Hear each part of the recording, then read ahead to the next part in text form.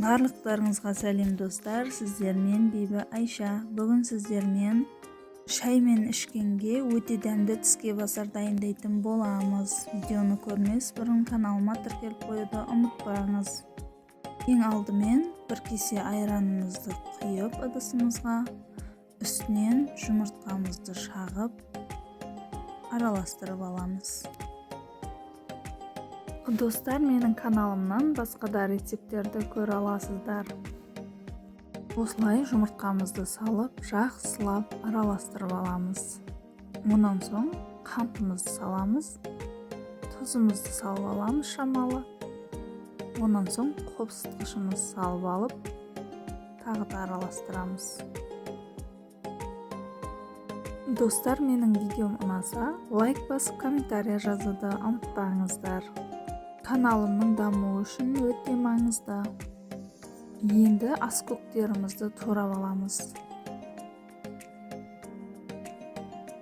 Осылай майдалап турап аламыз. Турап болған соң ыдысымызға салып араластырып аламыз. Онан соң сырымызды үккіштің майда жағымен өткізіп аламыз да, оны да қосып араластырып аламыз.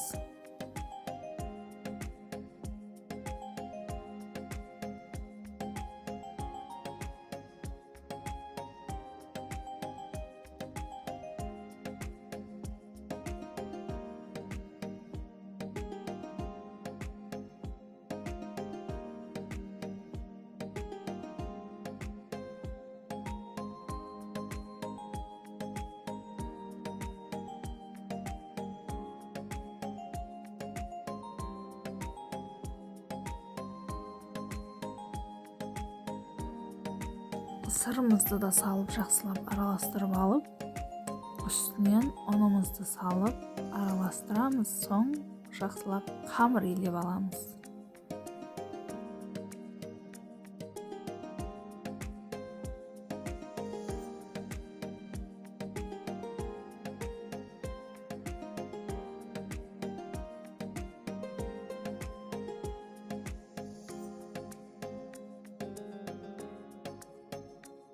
Бізде қамырымыз осылай дайын болды. Енді оны 10 минутқа қойып, екі бөлікке бөліп аламыз. Бір бөлігін бір шетке қойып, бір бөлігін жайып аламыз.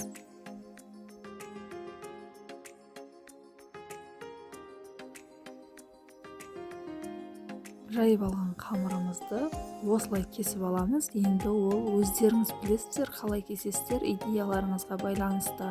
Мен осылай кесіп алдым.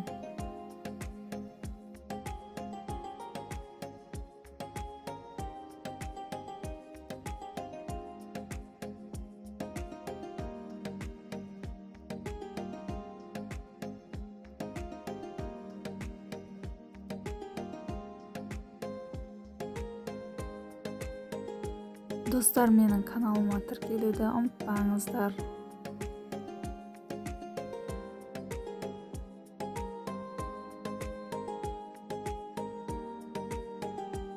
Осылай барлығын кесіп аламыз.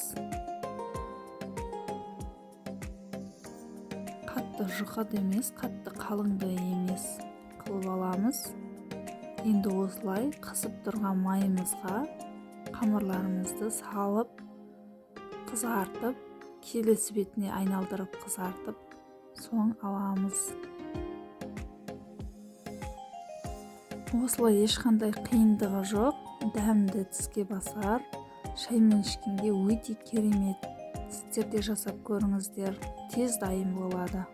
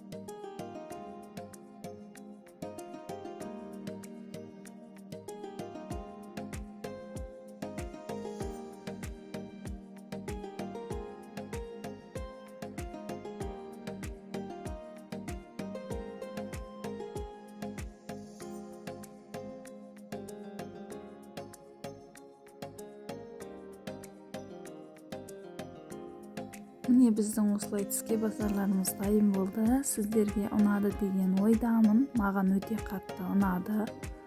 Сіздер де жасап көріңіздер. Қалай шықты комментарияға жазып кетсеңіздер болады. Сіздермен болған Бибі Айша. Келесі видеоларымда кездескенше сау болыңыздар. Видеоны соңына дейін көргендеріңіз үшін көп рахмет.